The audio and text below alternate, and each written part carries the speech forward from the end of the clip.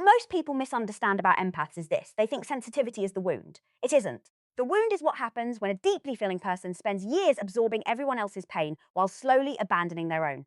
There is a specific kind of person sitting somewhere in the world right now, exhausted, misunderstood, maybe even questioning their own sanity. They've been the shoulder, the listener, the one who stayed. They've walked through emotional darkness that most people will never even visit. And somewhere along the way, they broke.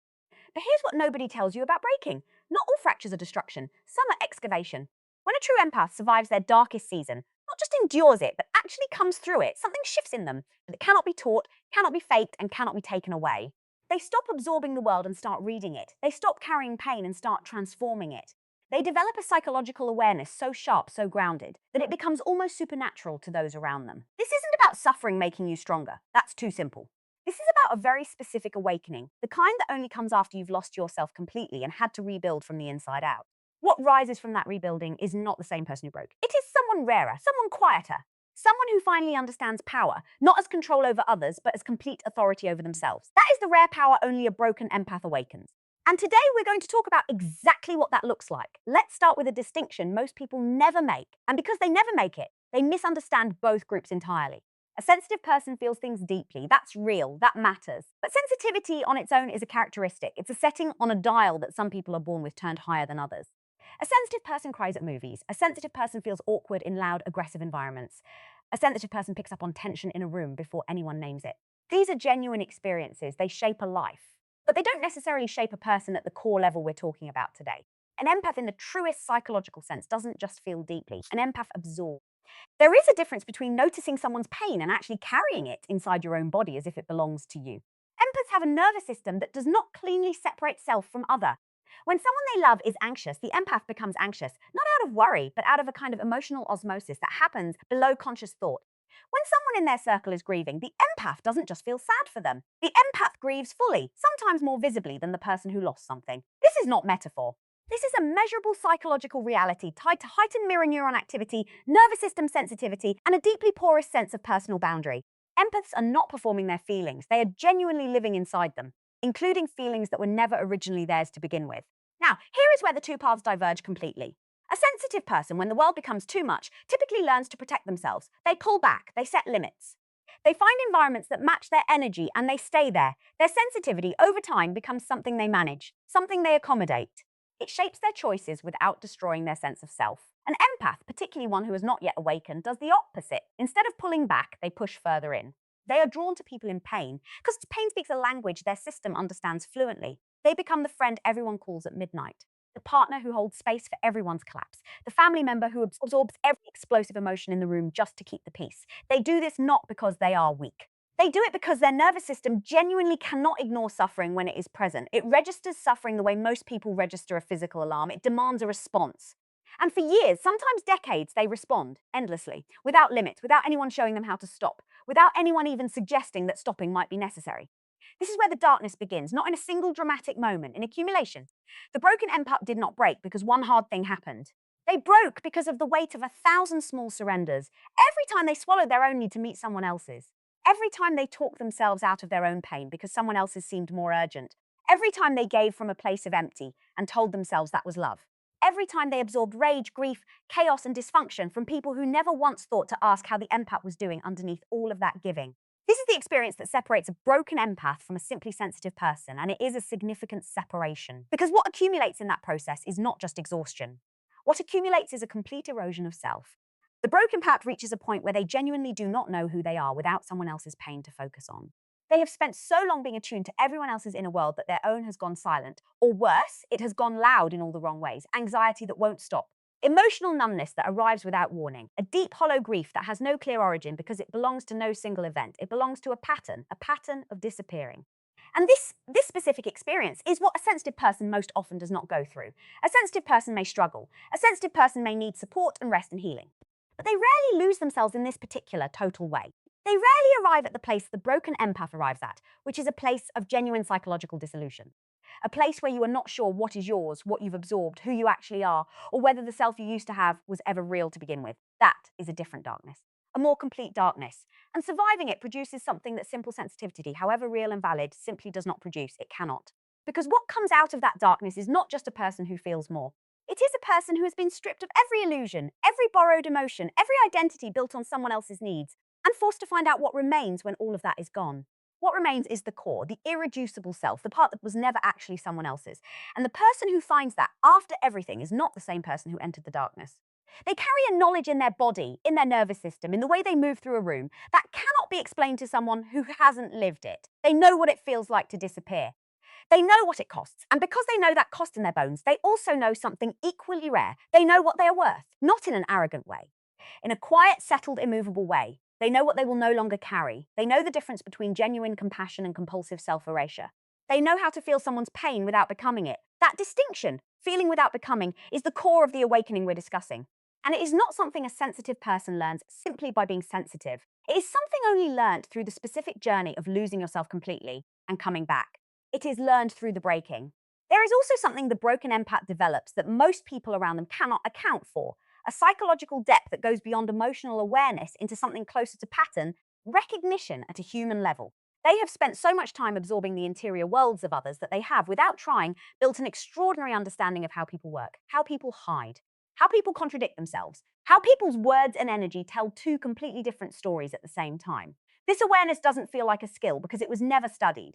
It was lived, it was absorbed across thousands of interactions, most of which were painful, most of which cost the empath something real. But it is a skill, one of the rarest there is. And once the empath has healed enough to access it consciously, rather than being overwhelmed by it, it becomes a form of intelligence that most people in the world simply do not possess. A sensitive person may sense something is wrong in a conversation.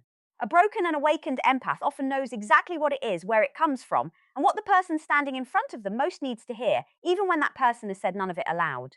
That is not sensitivity. That is a different category of human awareness entirely. This is why the distinction matters, not to create hierarchy, not to suggest that one experience is more valid than another.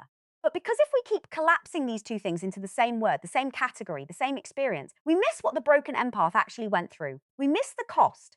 And in missing the cost, we miss the depth of what they carry on the other side. Sensitivity is a gift. It deserves to be honored. But surviving the kind of darkness an empath survives, the loss of self, the dissolution, the long and terrifying process of rebuilding from nothing, that is not just a gift, that is a forging. And the person who comes out of that fire is not simply more sensitive than before. They are something the world genuinely needs and rarely understands, someone who has been broken all the way down to what is real and chose, against every odd, to build themselves back from exactly that. Most people see collapse as the end of something. The broken empath learns, eventually, that it was the beginning. But let's talk about what that moment actually looks like, because it is almost never dramatic in the way people imagine. It is rarely one catastrophic event. It is rarely a single betrayal, a single loss, a single conversation that breaks everything open. For the empath, the moment of collapse is usually quiet, devastatingly quiet. It arrives not like a storm, but like a morning where you wake up and realize you have absolutely nothing left to give. And for the first time in your life, you don't feel guilty about that. You just feel empty, completely, utterly, honestly empty. That emptiness terrifies people around the empath because the empath has always been the one who showed up, the one who held the room together, the one whose emotional presence was so consistent, so available, so reliable, that the people in their life built their own stability around it without ever realizing they were doing so. And when the empath finally collapses, when the giving stops, when the holding stops, when the absorbing stops, the people around them often respond not with concern, but with confusion. Sometimes with anger, sometimes with abandonment. And that response, as painful as it is, becomes one of the most clarifying moments of the empath's life. Because it reveals the transaction that was always there but never named. This is a psychological truth that the empath has to reckon with at the bottom of their collapse. The painful recognition that many of the relationships they poured themselves into were not mutual. They were arrangements. The empath brought emotional labor, attunement, patience, and presence. The other person brought their needs. And as long as the empath kept giving, the arrangement felt like connection. The moment the empath stopped, the arrangement revealed itself for what it was. This revelation does not come gently. It comes in the middle of the night. It comes when you are too tired to defend yourself against your own clarity. It comes when all the stories you told yourself, that they would show up if you really needed them, that the imbalance was temporary, that love would eventually be returned in the form you needed. All of those stories run out of evidence. And you were left sitting alone with a truth you could no longer avoid. You gave yourself away slowly, consistently, and with the best possible intentions, but you gave yourself away. And now there is very little of you left to come home to. That is the bottom. And for the empath, it is one of the most disorienting places a human being can occupy. Because the empath's entire sense of purpose, their entire identity, has been organized around other people's well-being. Remove that function and they are not just lonely, they are identityless. They don't know what they like when no one needs anything from them. They don't know how to rest without feeling like they are failing someone. They don't know who they are when they are not being needed. The collapse doesn't just exhaust them, it exposes how much of their self-concept was built on a role rather than a reality. And this is precisely why the collapse, as unbearable as it is also the most important threshold the empath will ever cross. Because you cannot rebuild a self you never fully lost. You cannot rediscover a core you never had to excavate.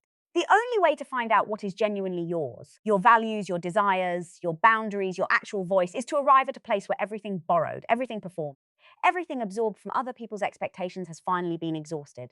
And the empath at the bottom of their collapse has arrived at exactly that place. Not by choice, not by wisdom, by depletion. But the destination is the same regardless of how they got there. What happens next is not immediate. There is no single moment of awakening that fixes everything. What happens is slower and more uncomfortable than that. The empath begins, often without fully understanding what they are doing, to notice things they never noticed before. They begin to notice what their body feels like when they are genuinely at peace, versus when they are performing peace for someone else's comfort. They begin to notice the difference between emotions that originate inside them and emotions they have absorbed from the room. They begin to notice what drains them and what actually restores them. Small distinctions, quiet observations, but each one is a piece of self returning from wherever it went. This process is not linear. There are days when the old patterns surge back with full force, the pull towards someone else's crisis, the reflex to fix, to absorb, to dissolve. And because those patterns are so deeply grooved, so neurologically habitual, the empath follows them sometimes, falls back into the familiar shape of self-erasure, and then notices, and comes back. And this noticing and returning, again and again, is not weakness. It is the actual work of rebuilding.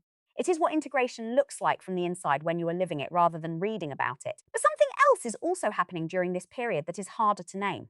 Something is shifting at a deeper level than behavior.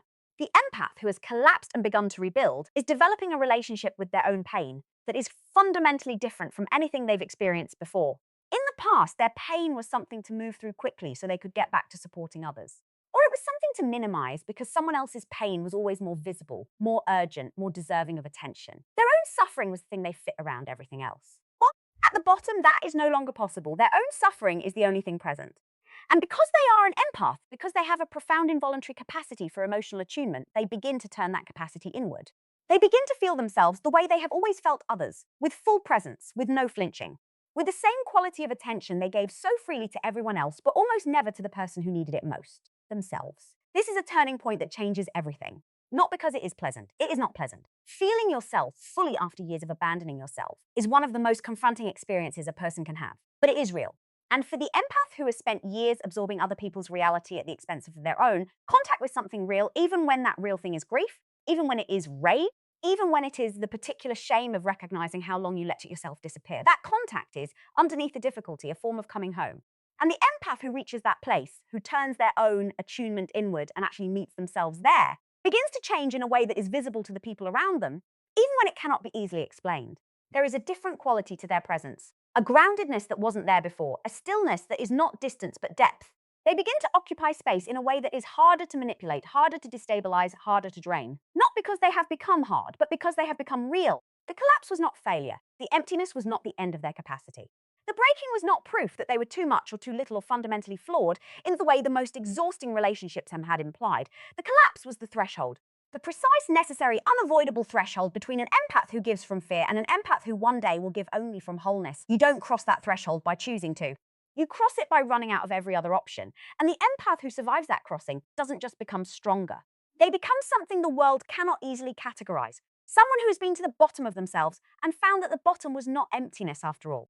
It was ground. There is something that happens to the nervous system of an empath after they survive genuine darkness.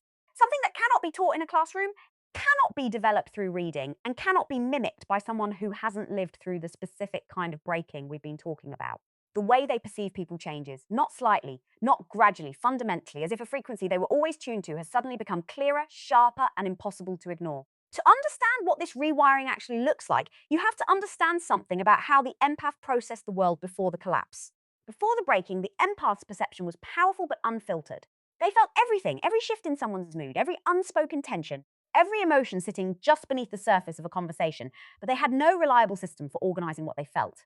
They couldn't always tell what was theirs and what was borrowed. They couldn't always distinguish between genuine intuition and anxiety. They were receiving an enormous amount of emotional information constantly, but without the inner stability to interpret it accurately. That information often overwhelmed rather than informed them.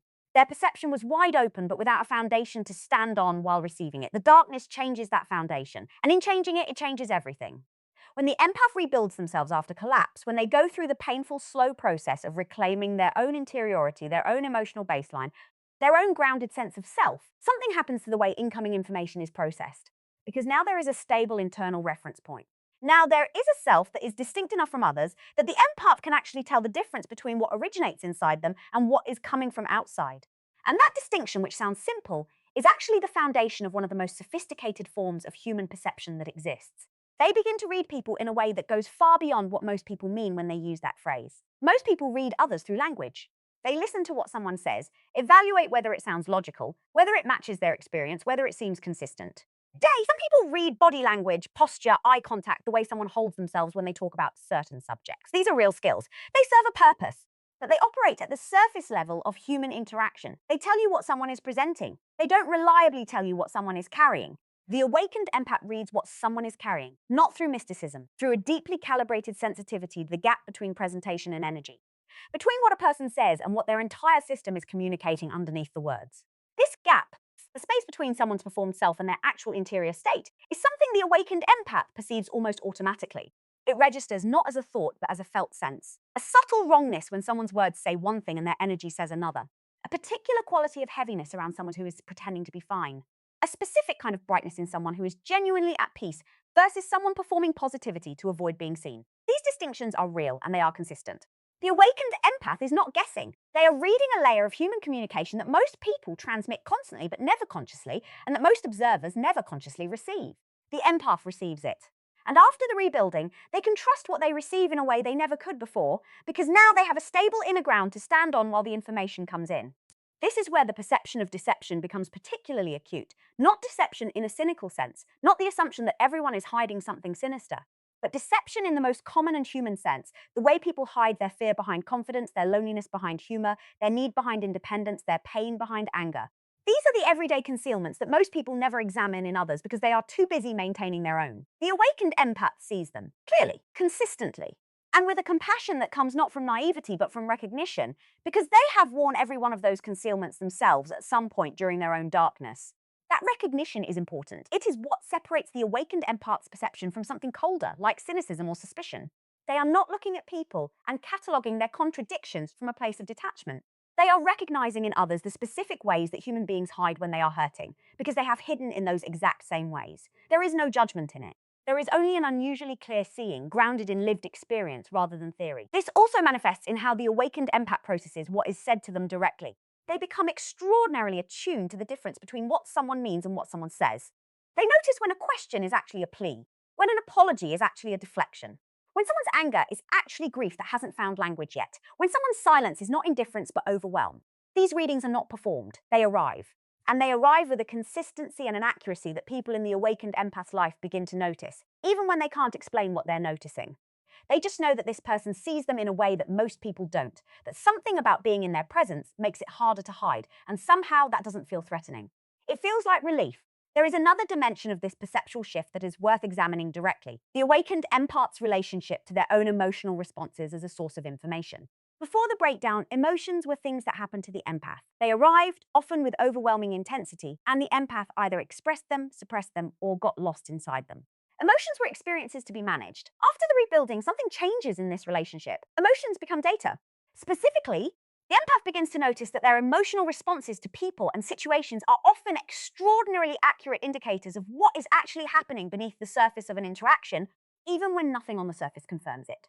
The discomfort they feel around someone who seems perfectly pleasant, the unexpected sense of safety with someone others find intimidating, the quiet knowing that a situation that looks stable is actually fragile. These responses are no longer dismissed as oversensitivity, they are listened to, investigated, respected as a form of intelligence that the nervous system has developed through years of deep exposure to human emotional reality. The empath stops apologizing for what they feel and starts trusting it as information, because their track record, when they look back honestly, shows that the feeling was almost always telling the truth, even when the evidence wasn't yet visible. This shift from experiencing emotion to reading emotion as information is one of the most practically powerful aspects of the awakening.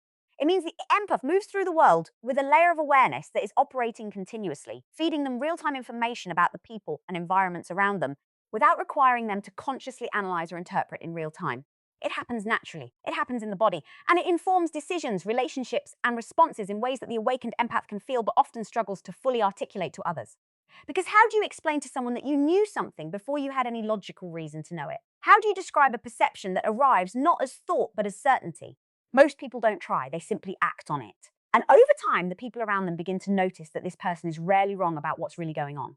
That their readings of people and situations are not random or lucky. They are consistent, they are deep. They are the natural output of a perception system that was forged through suffering into something extraordinarily refined. This is not a superpower in the way the word is usually used. It is not magic.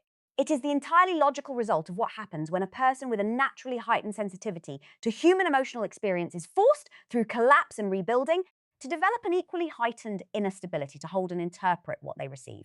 The sensitivity was always there. The darkness built the foundation underneath it.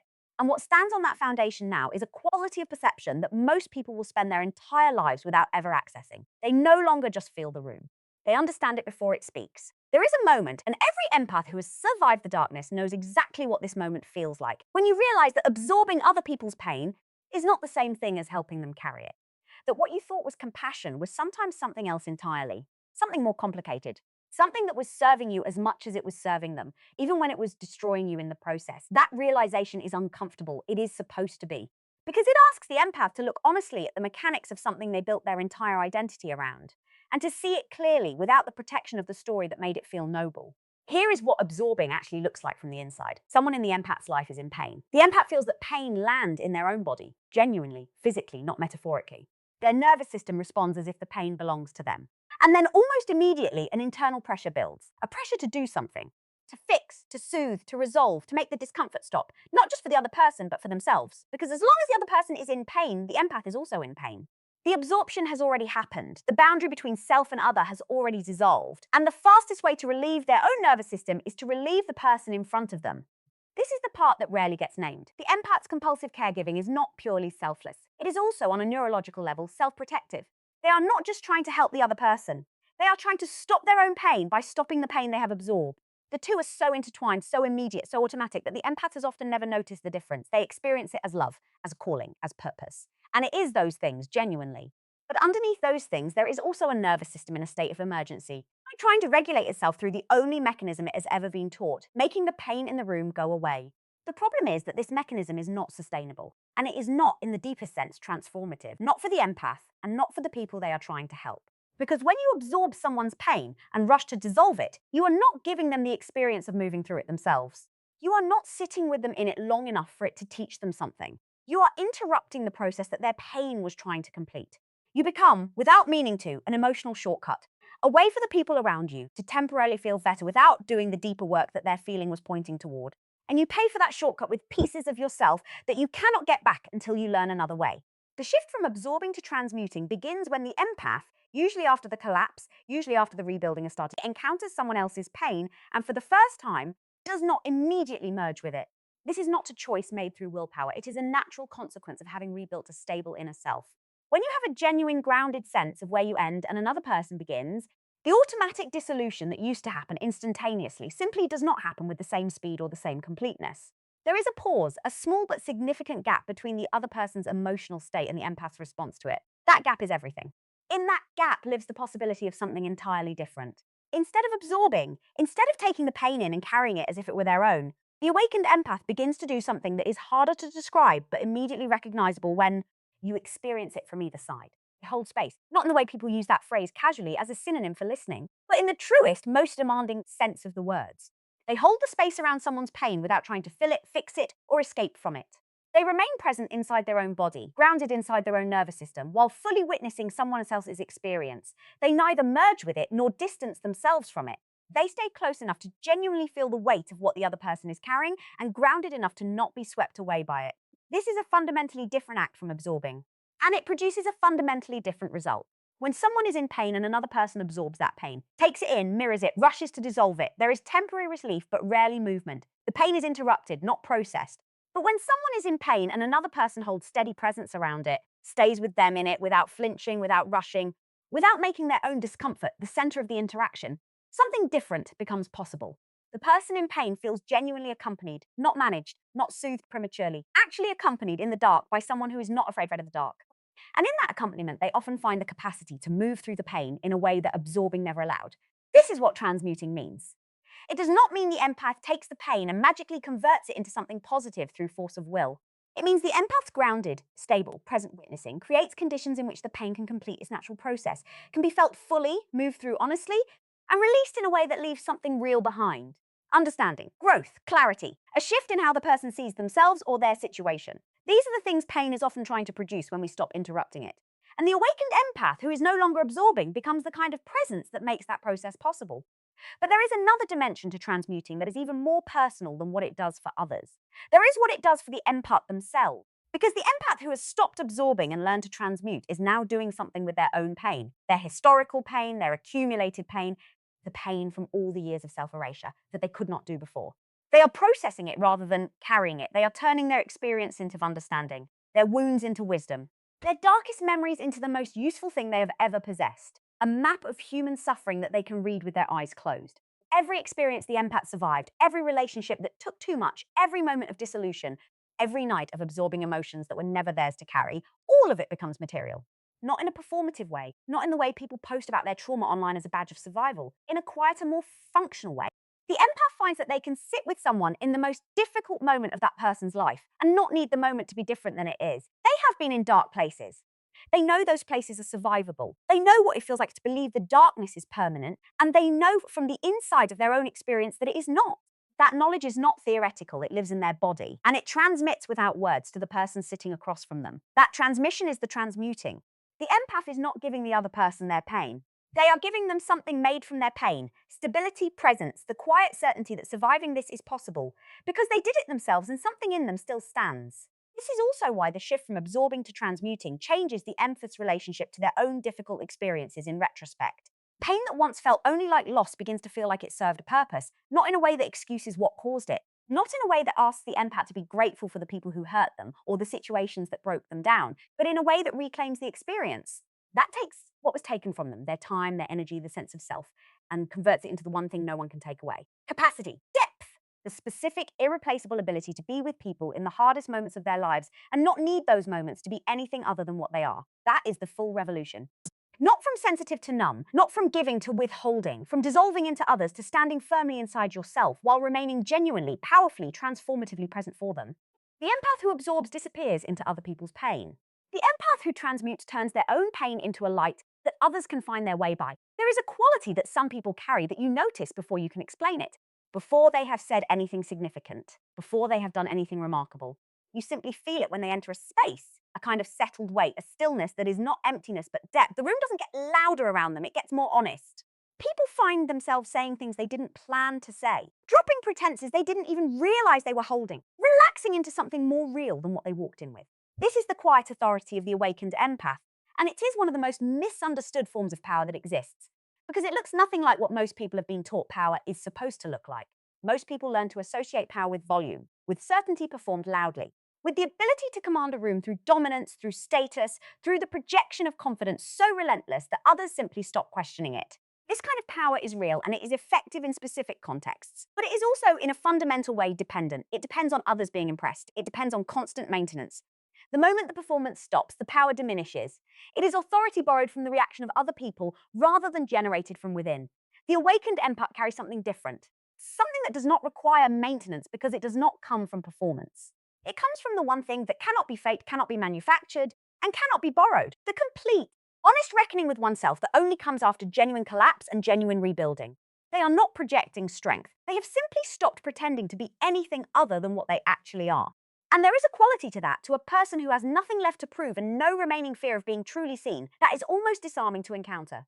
Because the people around them who are still maintaining their own performances, still protecting their own carefully constructed images, feel something in the presence of the awakened empath that they may not have words for. They feel the option to stop pretending, and that option, simply being made available, is one of the most powerful gifts one human being can offer another. This is where the trust begins. Not from the empath doing or saying anything particularly extraordinary, but from the empath being present in a way that is consistent and real in a world where most presence is conditional and curated.